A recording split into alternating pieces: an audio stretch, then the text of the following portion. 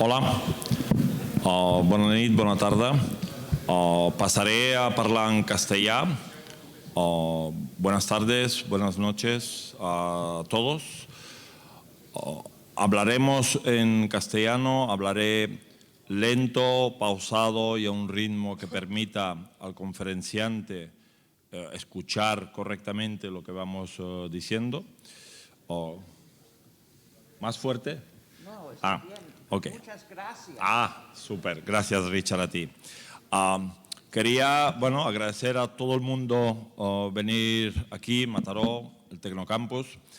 Somos un centro universitario con ganas de hacer cosas, bastante activos, y hemos tenido la oportunidad, junto con la gente de Mataró Sense Fields y todo un grupo de voluntarios que han hecho posible que Richard Stallman esté hoy aquí en Mataró.